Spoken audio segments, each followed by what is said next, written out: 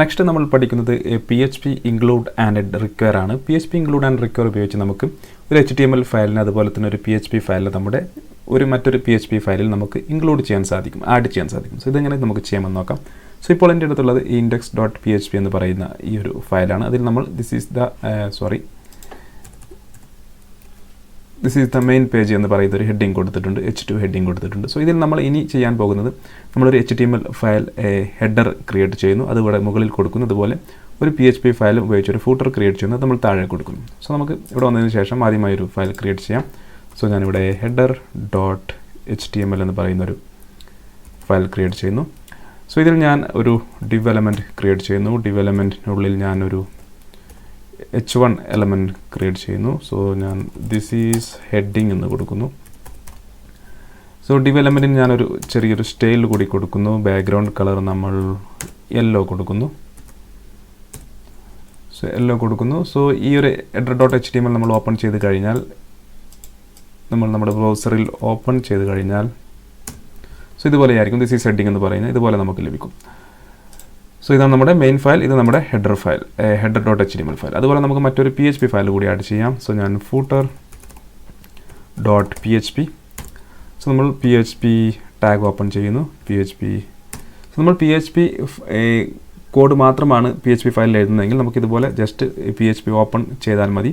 നമ്മളിതുപോലെ close ചെയ്യേണ്ട ആവശ്യമില്ല. Close ചെയ്ത് കഴിഞ്ഞാൽ നമ്മളിതിന് ശേഷം എന്തെങ്കിലും ഒരുപാട് ലൈനുകൾ ഇതുപോലെ വൈറ്റ് സ്പേസോ കൊടുത്തിട്ടുണ്ട്, ചിലപ്പോൾ നമുക്ക് എറർ വരാൻ സാധ്യതയുണ്ട്. നമുക്ക് ജസ്റ്റ് PHP ഓപ്പൺ ചെയ്ത് ഇതുപോലെ കൊടുത്താൽ മതി, നമ്മൾ ക്ലോസ് ചെയ്യേണ്ട ആവശ്യമില്ല. ശേഷം ഞാനിവിടെ എക്കോ എന്ന് കൊടുക്കുന്നു.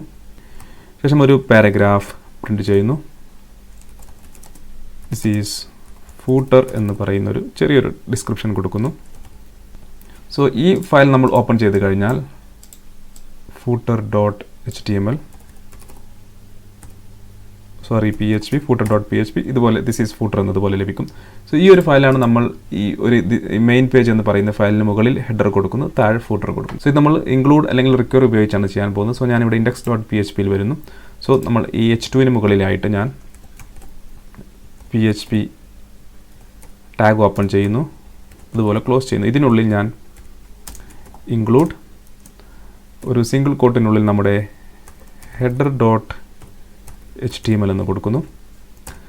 ശേഷം സേവ് ചെയ്ത് നമ്മൾ റീഫ്രഷ് ചെയ്ത് കഴിഞ്ഞാൽ ആ ഒരു ഹെഡർ നമുക്കിതിന് മുകളിൽ ഇതുപോലെ ലഭിക്കുന്നതായിരിക്കും. സോ നമുക്ക് ഏതെങ്കിലും ഒരുപാട് പേജസ് ഉള്ള ഫയലാണെങ്കിൽ അതിന് മുകളിൽ ഒരു മെനൂസ് അല്ലെങ്കിൽ എന്തെങ്കിലും ഹെഡിങ് ഇതുപോലെ എല്ലാത്തിനും വേണമെങ്കിൽ നമുക്കിതുപോലെ ഈ ഇൻക്ലൂഡ് ഉപയോഗിച്ച് നമുക്കിതുപോലെ HTML അല്ലെങ്കിൽ PHP ഫയൽ ആഡ് ചെയ്യാൻ സാധിക്കുന്നതാണ്. അതുപോലെ ഞാൻ താഴെ വന്നതിന് ശേഷം മറ്റൊരു PHP ടാഗ് ഓപ്പൺ ചെയ്യുന്നു, അതുപോലെ ക്ലോസ് ചെയ്യുന്നു. അതിനുള്ളിൽ ഇൻക്ലൂഡ് നമ്മുടെ footer.php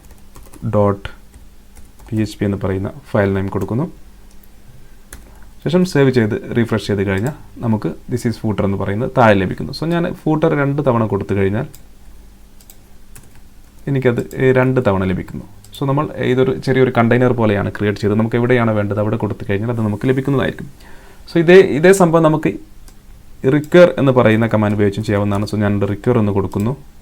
ഇൻക്ലൂഡ് എന്ന് പറയുന്ന കീവേഡ് മാറ്റിയതിന് ശേഷം ഞാൻ റിക്വയർ എന്ന് കൊടുക്കുന്നു. ഇവിടെ നമ്മൾ റിക്വയർ എന്ന് കൊടുക്കുന്നു. റിക്വയർ കൊടുത്താൽ നമുക്ക് സെയിം റിസൾട്ടാണ് ലഭിക്കുക. സോ ഞാനിത് ഡിലീറ്റ് ചെയ്ത് കഴിഞ്ഞാൽ നിങ്ങൾ കാണാൻ കഴിയും, നമുക്ക് സെയിം റിസൾട്ട് ആയിരിക്കും റിക്വയർ കൊടുത്തു കഴിഞ്ഞാൽ ലഭിക്കുക. എന്നാൽ റിക്വയറും ഇൻക്ലൂഡും തമ്മിലൊരു ചെറിയ വ്യത്യാസമുണ്ട്. ഉദാഹരണമായി സോ ഞാനിവിടെ റിക്വയർ കൊടുക്കുന്നു. സോ ഞാൻ മുകളിലെ ഫൂട്ടർ എന്തെങ്കിലും കാരണം കൊണ്ട് നമ്മുടെ ഫയൽ ഇതിൽ ഓപ്പൺ ആയിട്ടില്ലെങ്കിൽ, ഉദാഹരണമായി ഞാൻ ഫൂട്ടർ എന്ന് പറയുന്നതിൽ ഡിലീറ്റ് ചെയ്യുന്നു. സോ അപ്പോൾ നമുക്ക് ആ ഫയൽ അവിടെ ഓപ്പൺ ആവില്ല, നമുക്ക് അങ്ങനെ ആഡ് ആവില്ല. സോ നമ്മൾ റീഫ്രഷ് ചെയ്ത് കഴിഞ്ഞാൽ നിങ്ങൾക്ക് ഇവിടെ കാണാം നമുക്കൊരു വാർണിംഗ് വരുന്നു, ഒരു ഫാറ്റൽ എറർ വരുന്നു. അതിനുശേഷം ഒന്നും തന്നെ ഇവിടെ എക്സിക്യൂട്ട് ആവുന്നില്ല. അതിനുശേഷം നമ്മൾ footer.php കറക്റ്റായി കൊടുത്തിരുന്നു, അത് നമുക്ക് ഇതുപോലെ എക്സിക്യൂട്ട് ആവുന്നില്ല. എന്നാൽ നമ്മൾ ഇൻക്ലൂഡ് ആണ് കൊടുക്കുന്നതെങ്കിൽ, ഉദാഹരണമായി ഞാനിവിടെ ഇൻക്ലൂഡ് കൊടുക്കുന്നു. ഇൻക്ലൂഡ് കൊടുത്ത് സേവ് ചെയ്യുന്നു, ഇത് നമുക്ക് രണ്ടും കറക്റ്റായി ലഭിക്കുന്നു. ഇനി എന്തെങ്കിലും കാരണം കൊണ്ട് ഇത് ഒരു ഫയൽ ഓപ്പൺ ആവുന്നില്ലെങ്കിൽ, ആഡ് ചെയ്യാൻ പറ്റുന്നില്ലെങ്കിൽ ഞാനത് അതിൻ്റെ ഒരു ലെറ്റർ ഡിലീറ്റ് ചെയ്ത് നമ്മൾ സേവ് ചെയ്യുന്നു. അപ്പോൾ ആ ഫയൽ ഓപ്പൺ ആവില്ല, നമുക്ക് വാർണിംഗ് വരുന്നതായിരിക്കും.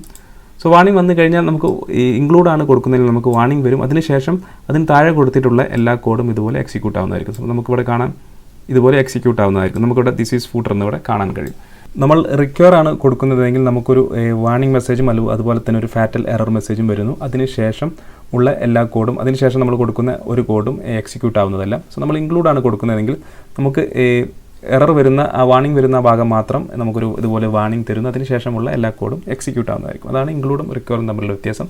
നമുക്ക് റിക്വയർ ഉപയോഗിച്ചും അതുപോലെ ഇൻക്ലൂഡ് ഉപയോഗിച്ചും ഇതുപോലെ നമ്മുടെ ഒരു ഫയലിൽ, ഒരു PHP ഫയലിൽ മറ്റൊരു HTML ഫയൽ അതുപോലെ മറ്റു PHP ഫയൽ ഇതുപോലെ ആഡ് ചെയ്യാൻ സാധിക്കുന്നതാണ്.